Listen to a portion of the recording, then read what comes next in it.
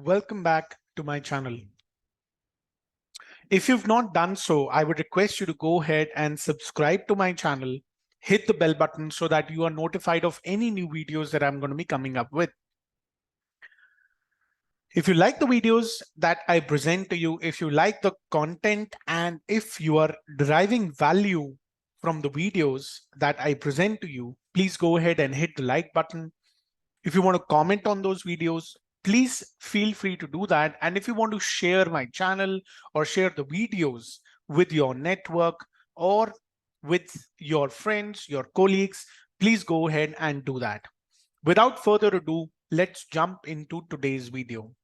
So today I'm going to be talking about another important skill of communication that you must have.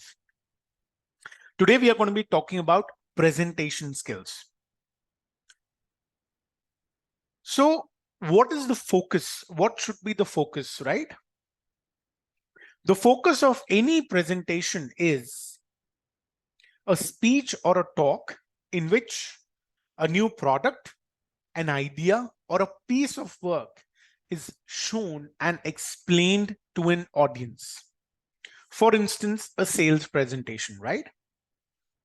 A sales presentation primarily revolves around a new product, a new idea, or a piece of work, right? Wherein that particular product idea or a piece of work is shown and displayed and explained to an audience. When we talk about a presentation and you think about the flow of information, primarily the flow of information in a presentation is from a speaker to an audience or from a group of speakers to audiences. Now, there are various types of presentations, right? The various types of presentations include demos, introductions, lectures, or speeches per se. What is the intent behind presenting a product, a service, an idea, or probably a piece of work? The intent can be to inform, to persuade, to inspire, to motivate, to build goodwill, or present a new idea or a new product. That's basically the intent behind any particular presentation per se. Think about it. Think about the various examples, various advertisements that you see on television. What is the idea behind those presentations? You know, a television is a form of a television ad is a form of a presentation, right? When you visit a particular store for buying any particular product or service, and a salesperson or a sales executive or anybody who's trying to talk to you about the product or services that they offer, it's basically a presentation. And their intent, of course, falls within one or more of these categories that you can see on screen at the moment. Let me tell you about some amazing statistics on presentations. Approximately 75% of the adults fear public speaking. What is public speaking? Public speaking is also presentation. Try and understand. When you're trying to lecture to a group of students, when you're trying to speak in front of a large gathering and presenting about your product, your service, your idea, your opinion about anything, that is what is a presentation. You're presenting in front of a large group of people. Now, 90% of the pre-presentation anxiety can be attributed to just one factor, and that is lack of preparation. So if you prepare well for your presentation, 90% of your pre-presentation anxiety just fades away. In addition, effective presentations mean 55% of the contribution for an effective presentation comes from your body language. 38% of an effective presentation depends on the voice. And that's almost 93% of a presentation is covered. So just imagine if you have a confident demeanor, a confident body language, and you have a good voice, that your tone of voice is such that you're confident while you're presenting, while you're talking, right? Or while you're communicating. 93% of the presentation is already delivered. And only 7% of any particular presentation depends on the content.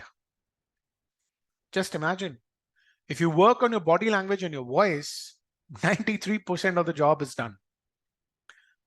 Audiences are 22x or 22 times more likely to retain facts which are wrapped in stories.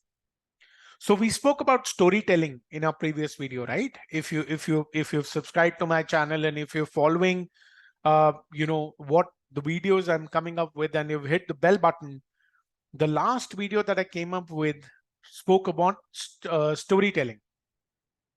So audiences are 22 times more likely to retain facts which are wrapped in stories. And believe me, only 5 seconds. You get only 5 seconds, which is 1/12 of a minute, if I'm not wrong, to determine whether a presenter is charismatic or not. So if you're speaking in front of a large audience, if you're trying to present about a product, a service, an idea, or an opinion, for that matter, all you get is 5 seconds or 1/12 of a minute to be determined as charismatic or not. So these are some amazing statistics on presentations. That is the very reason presentations are extremely important and vital to be practiced and worked upon. Let me give you 5 free tools, right, where you can prepare presentations, practice presentations, primarily from a preparation standpoint. Google Slides, Flowella, which was formerly known as Flowboard, LibreOffice, Ludus, and Powtoon. Now, these are 5 absolutely free tools which enable you to prepare presentations. Now you will be thinking that, okay, we've spoken about the importance of presentations, what it can do for us, and how we can benefit, right? But now the next question comes, that how do you practice? How do you become a great presenter? Pretty simple. There is a certain set of best practices that I share with you, which you can practice on your own to become a great presenter. Number 1, always plan your presentation on paper before preparing slides. You should have a fair idea of what you're going to be talking about. What is your audience? Once you have that in your mind, put it on paper, put pen to paper, and then prepare the slides. Second, have a really good idea about your audience before designing your presentations. That's very important. The more you have an idea about your target audience and their needs, remember, communication, what we are trying to do over here, specifically from a standpoint of presentations per se, it's always about your audience. It's more about them and less about you. In your presentations, always try to be simple, be crisp, and be to the point. Do not try to add any irrelevant details where you can be confounded with a lot of questions which kind of digress you from the paths that you're treading on or you're trying to tread on in the presentation. Use colors skillfully, not too much, not too less. Ideally, not more than 2 to 3 colors on a slide. And always, try to have a light background and use colors on it which are more legible on a light background. Try and understand. It's again about your audience. You're trying to present to your target audience. You're not trying to present to yourself. And then use graphs and charts only if needed in your presentations. I mean, try and understand. There may be a possibility that you come up with some fabulous charts and graphs, right, in your presentation. But given the paucity of time that you will be spending with your target audiences, it should not be that there should be some kind of ambiguity in the minds of your target audiences, right? So they should be clear. There should be no confusion in their minds. When you talk about numbers, graphs, and charts, there may be a possibility that some of your target audiences may not be able to follow them within the time frame that you're talking about or presenting to them.